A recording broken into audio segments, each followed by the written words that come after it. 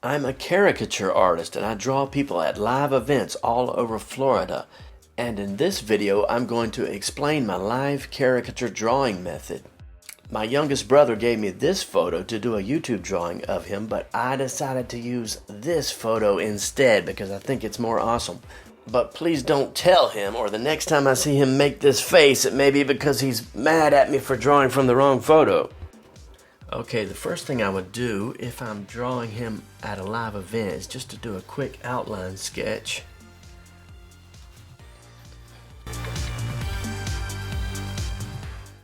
Okay, and that's about all of the sketch that I would do. Alright, now for the fun part. This is a really cool photo, or a fun photo, in that its eyes, one eye is popped out and the other one is squinted.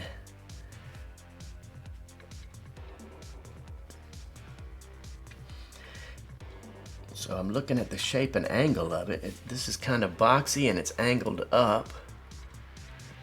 I may have drawn it too big. And his eyebrow is really low. So I'm actually going to connect it to the eye shape.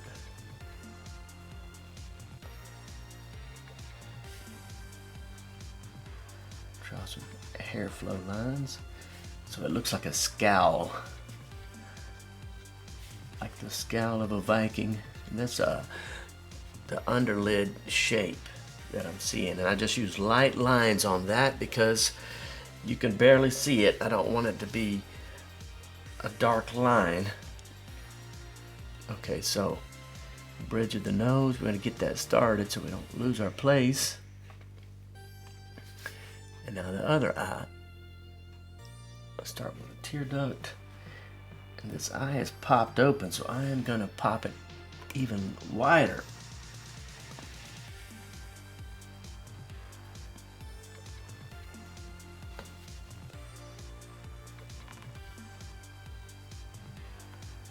Now I'm doing this without a sketch, so I'm trying to be careful to get it right, but maybe I should not even try to be careful and just be loose and just go for it.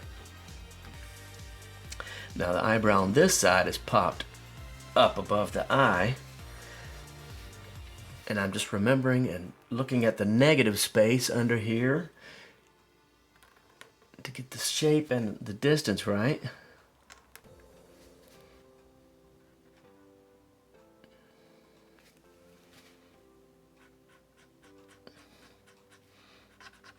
So this is cool. If you look at that, this eye looks kind of surprised or crazy, and then this eye looks angry.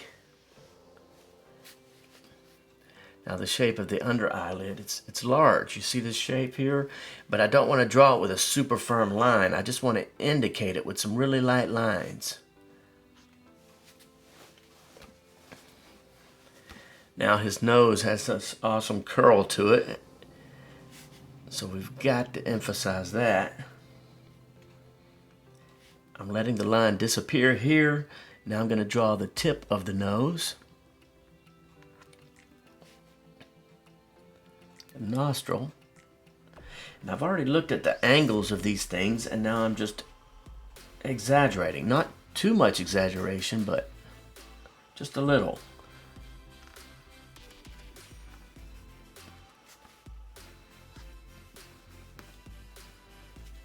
Alright, now the mustache, it's not perfectly even like this. I feel like it's curved like that a little bit, so we're going to make sure it's curved.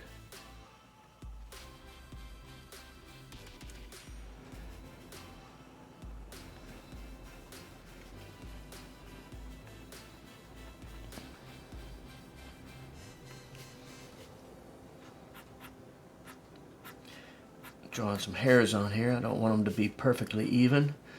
There's one hair, 1, 2, 3, 1, 1, 2, 1, 2, 3. Mix it up as much as possible. The lips are kind of angular and tilted up with the mustache. Now we got the smile lines, or the scowl lines, whichever you choose. Okay, let's see. Now we're going to draw some of these angry wrinkled brow lines.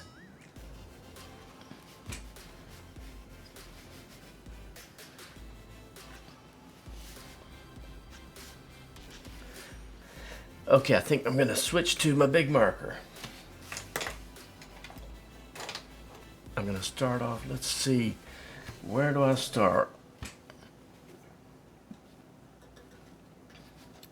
The inside of the beard, let's do that.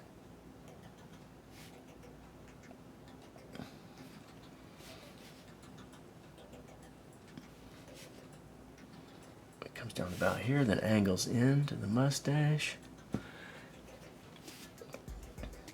Okay, now I'm drawing the shape of the beard.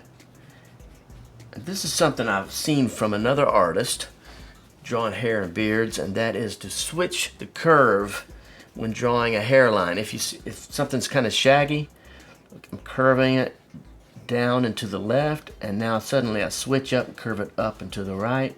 Switch it again, switch it again, switch it again.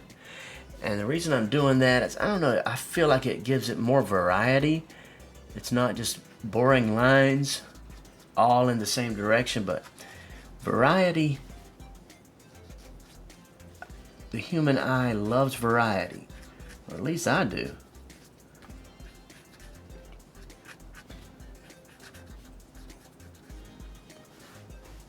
So there's my beard, and we've got to get the ear on there.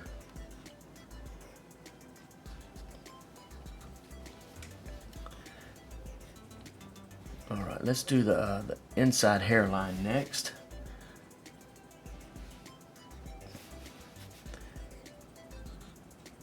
I'm just letting it disappear where I feel it gets thin, and drawing it thicker where I feel like it needs to be emphasized. Sometimes you just got to go by what you feel it should be.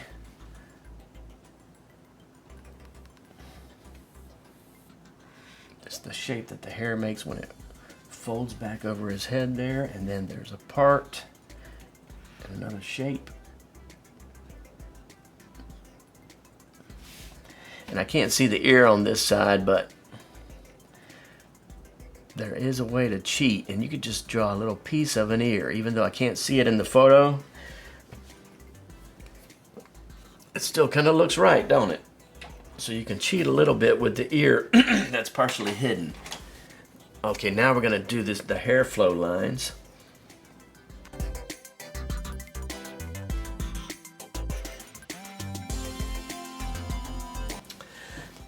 Okay, so that is the face sketch of my youngest brother Raymond, and now let me know in the comments what you think.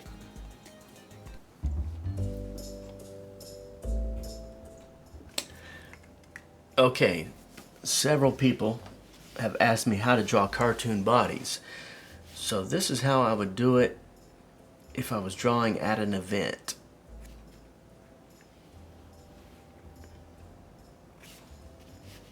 I basically decide on a theme, and sometimes I call Raymond the Viking of the family, because if there's a problem, he just cuts right through it, straight to the heart of the matter, with no messing around. And so I joke around with him, calling the Viking of the family. So I'm going to draw him as sort of like a Viking. Let's see.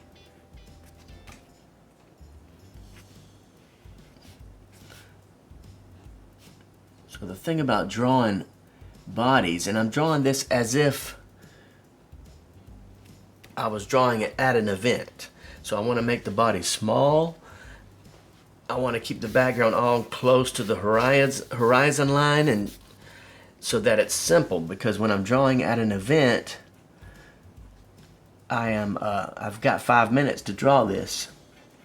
And when I used to work at Disney World, this is how we always did it. We always, if we were drawing at an event as entertainment, we would draw the bodies, and we have about 5 minutes to get it done. When I draw at my events these days, I usually do it just the face because it's quicker and I can get more people drawn. And I figure that's kind of a higher value to draw more people at the event and so that they all get a souvenir. But this is also cool.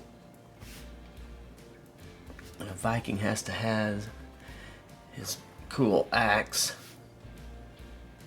so that he can cut through any problem.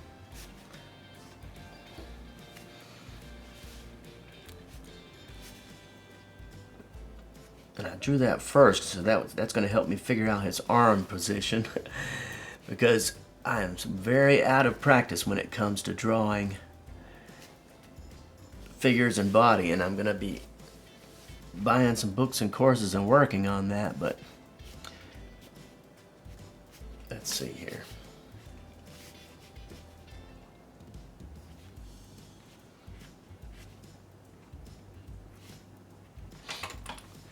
And I apologize that I totally forgot to move the camera so that you could see me drawing the feet. But so I'm making this extra little video, and just to show you, if I was to draw a body at an event with someone sitting right in front of me, I would make it small, I would keep it close to the ground, and keep the background blank or very simple. It's a totally different method than drawing a gift caricature or an illustration, where you want to put as much focus on the background and the body as you do on the face. But at an event, like I said, you've got 5 minutes to draw this, so it's best to just whip out a quick caricature, body, and then on to the next one. So I hope you like it, and please give me a thumbs up and subscribe, and I'll see you on the next video.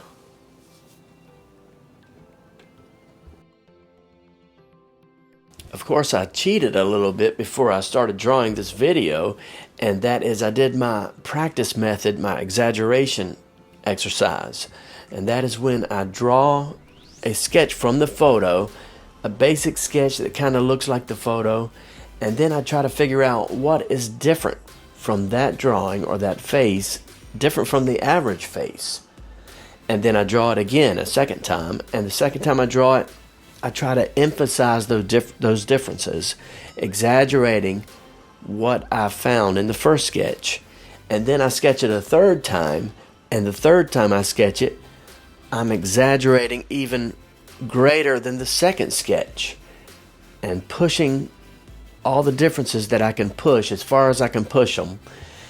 And actually, in this little practice method, I didn't push the exaggeration too far, but I feel like every time I drew that face, I got a little bit better, and I like the drawing a little bit more.